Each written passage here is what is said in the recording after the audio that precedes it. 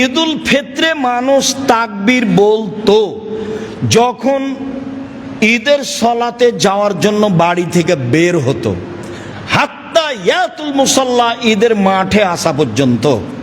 অফি রেওয়ায়াতিন হাত্তা ইখরাজাল ইমাম, ইমাম বের হওয়া পর্যন্ত। ফায়জা খারাজা সাকাতু, যখন ইমাম তার সলাতের জায়গায় চলে যেতেন তখন মুসাল্লিরা তাকবীর বলা থেকে বিরত হয়ে যেতেন।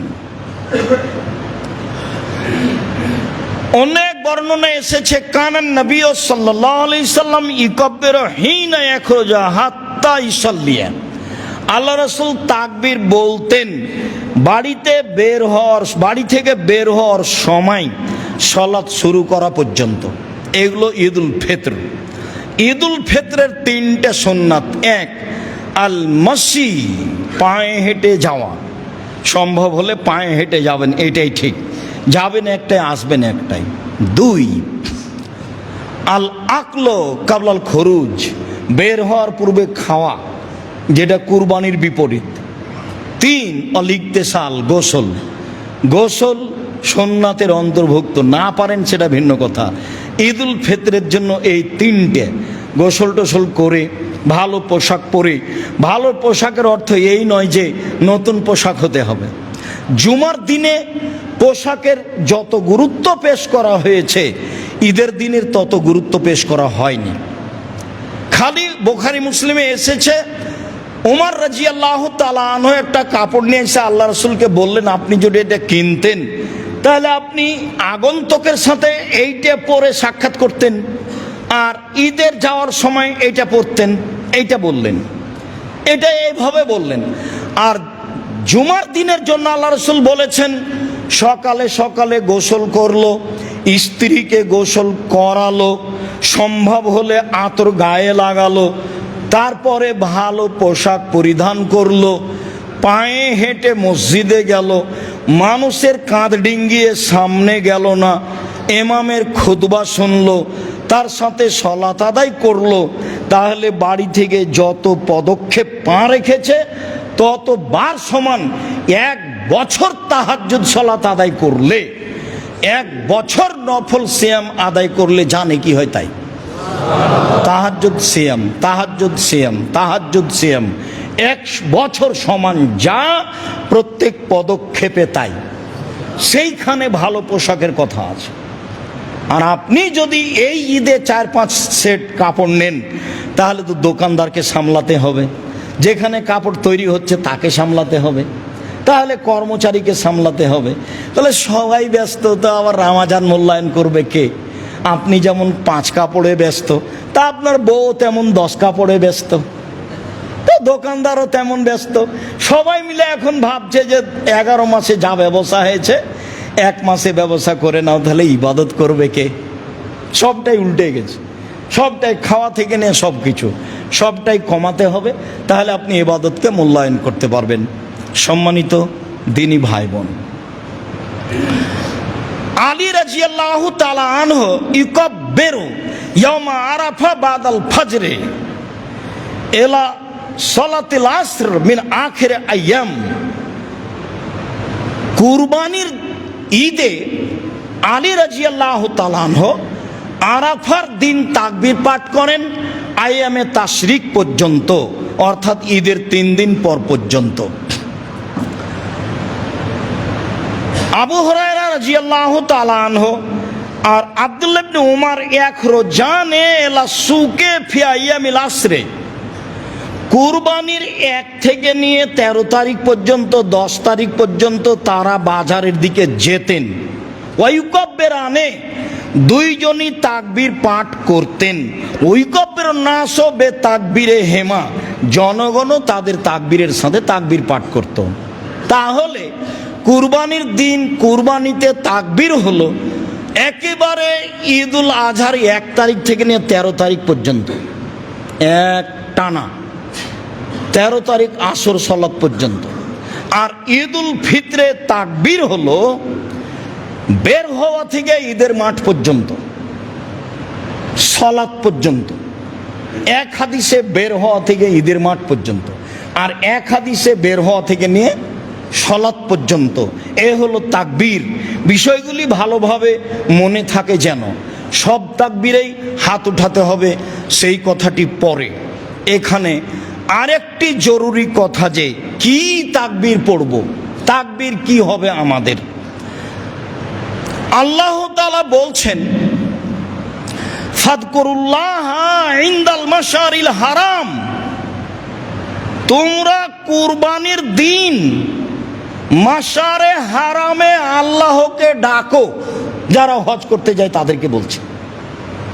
মাশারে হারাম আছে মুজদালিফায়, ভিড়ে আপনি খুঁজে পাবেন না, পরের দিন দেখে আসিয়েন, নাহলে আগের দিন দেখে আসলেন।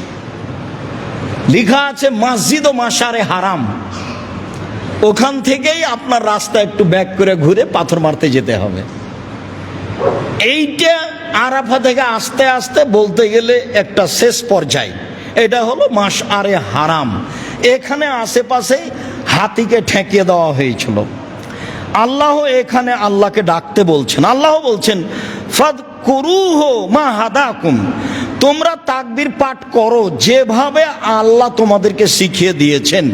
আল্লাহ তাআলা বলছেন, ওয়াদকুরুল্লাহ ফি আইয়ামিম মাদুদাত, এই দিনগুলিতে তোমরা আল্লাহকে ডাকো, জিকির করো। কি দিয়ে ডাকবো, কি দিয়ে জিকির করব? তাতে স্পষ্ট প্রমাণ আছে এইটুকু, যে আব্দুল্লাহ ইবনে উমর ইকাব্বিরু, আব্দুল্লাহ ইবনে উমর ফি আইয়ামিত তাশরিক, তাশরিকের দিনগুলিতে বলতেন, আল্লাহু আকবার, আল্লাহু আকবার, লা ইলাহা ইল্লাল্লাহ, আল্লাহু আকবার, আল্লাহু আকবার, ওয়ালিল্লাহিল হামদ। পরে ও আল্লাহু আকবার, আল্লাহু আকবার, লা ইলাহা ইল্লাল্লাহ, আল্লাহু আকবার, আল্লাহু আকবার, ওয়ালিল্লাহিল হামদ। হাদিস সহিহ। এইটুকু বোঝা যায় স্পষ্ট। আল্লাহু আকবার কাবীরা, আলহামদুলিল্লাহ কাসীরা, সুবহানাল্লাহ বুকরাতান ওয়া আসীলা, এইটা আমরা এ যাবৎ প্রমাণ করতে পারিনি। এইটা থেকে আপনাকে বিরত থাকতে হবে সারা দুনিয়া বললেও। তাহলে আপনি জিকির কি করবেন? তো জিকির করেন তাহলে, যেহেতু আয়াত দ্বারা প্রমাণ। জিকির কি? সবচেয়ে উত্তম জিকির লা ইলাহা ইল্লাল্লাহ, আফজালুজ জিকিরে লা ইলাহা ইল্লাল্লাহ, সবচেয়ে উত্তম জিকির হচ্ছে লা ইলাহা ইল্লাল্লাহ। বলেন তাহলে কুরবানির 1 তারিখ থেকে ঈদের দিন সকাল থেকে বলেন লা ইলাহা ইল্লাল্লাহ, লা ইলাহা ইল্লাল্লাহ, লা ইলাহা ইল্লাল্লাহ বলেন। সবচেয়ে উত্তম জিকির হচ্ছে সুবহানাল্লাহি ওয়া বিহামদিহি সুবহানাল্লাহিল আযীম, সুবহানাল্লাহি ওয়া বিহামদিহি সুবহানাল্লাহিল আযীম। সবচেয়ে উত্তম জিকির হচ্ছে সুবহানাল্লাহি আলহামদুলিল্লাহি ওয়া লা ইলাহা ইল্লাল্লাহ আল্লাহু আকবার। সবচেয়ে উত্তম জিকির হচ্ছে সুবহানাল্লাহি ওয়া বিহামদিহি, যেটার 100 বারের হিসাব আছে, সুবহানাল্লাহি ওয়া বিহামদিহি। এ হলো জিকির। তাহলে স্পষ্ট জিকির আব্দুল্লাহ ইবনে উমর থেকে এইটা, আল্লাহু আকবার, আল্লাহু আকবার, লা ইলাহা ইল্লাল্লাহ, আল্লাহু আকবার, আল্লাহু আকবার, ওয়ালিল্লাহিল হামদ। আল্লাহু আকবার কাবীরা, আলহামদুলিল্লাহ কাসীরা, সুবহানাল্লাহি বুকরাতান ওয়া আসীলা বলা থেকে বিরত থাকবেন। আরও 5 জনকে বলতে নিষেধ করবেন, কেন এটা ইবাদত। আমার আর আপনার ইচ্ছা চলে না। যেহেতু আল্লাহকে আল্লাহ নিজে ডাকতে বলছেন যে এই দিনগুলিতে আল্লাহকে ডাকো, জিকির করো, তাহলে তো উত্তম জিকির আছে লা ইলাহা ইল্লাল্লাহ। বলেন, সেটার প্রমাণ আছে জিকির হিসাবে। সবচেয়ে জিকির যাতে 4টা কালেমা আছে, সুবহানাল্লাহি আলহামদুলিল্লাহ লা ইলাহা ইল্লাল্লাহ আল্লাহু আকবার। এটা হলো আপনার ঢাল, যা থেকে বিপদে বাঁচা যায়। এটা হলো পিছন দিক থেকে ঢাল, যাতে শত্রু পিছন দিকে ধরতে না পারে। এটা হলো স্থায়ী শতামল, সুবহানাল্লাহি আলহামদুলিল্লাহ লা ইলাহা ইল্লাল্লাহ আল্লাহু আকবার। এটার গুণ হলো 3টে। একটা, সামনে থেকে শত্রু আপনাকে ধরতে পারবে না, এটা ঠেকাবে। 2, পিছন দিকে শত্রু আপনার আসতে পারবে না, এ ঠেকাবে, জাহান্নাম থেকে বাঁচাবে। 3, এটা হলো স্থায়ী শতামল। আর ভারী জিকির নেকির পাল্লাই সুবহানাল্লাহি ওয়া বিহামদিহি সুবহানাল্লাহিল আযীম। আর একবারে সাগরের সমান যদি পাপ হয়, ফেনার সমান, সবও মুছে যাবে। সেটা কি? 100 বার সুবহানাল্লাহি ওয়া বিহামদিহি সুবহানাল্লাহি ওয়া বিহামদিহি সুবহানাল্লাহি ওয়া বিহামদিহি সুবহানাল্লাহি জিকির হিসাবে নেন। তাহলে জিকির হিসাবে আমি এইগুলো নিতে পারি, আর সরাসরি আব্দুল্লাহ ইবনে উমর থেকে যা প্রমাণ হলো তা নিতে পারি। সলাতের পরে আপনাদের সাথে বসে সিদ্ধান্ত নিব আমি ঈদের দিন ঈদের সলাত কয়টায় হবে। অনুমান করছি 7:30টায় বা 7:15টায়, গত বছর অনুযায়ী। কথা শেষে আপনাদের সাথে হবে। বলছিলাম, সম্মানিত দিনী ভাই বোন, রমজানকে মূল্যায়ন করার 1 নম্বর পথ সিয়াম থাকা। রমজানকে মূল্যায়ন করার 2 নম্বর পথ দান করা। এইটা ইবাদত, এবং পৃথিবীতে সবচেয়ে শক্তিশালী ইবাদত, কম হোক বেশি হোক যার যা সম্ভব। ভালো জায়গাতে দান করিয়েন, দান যেন আবার পাপের কারণ না হয়।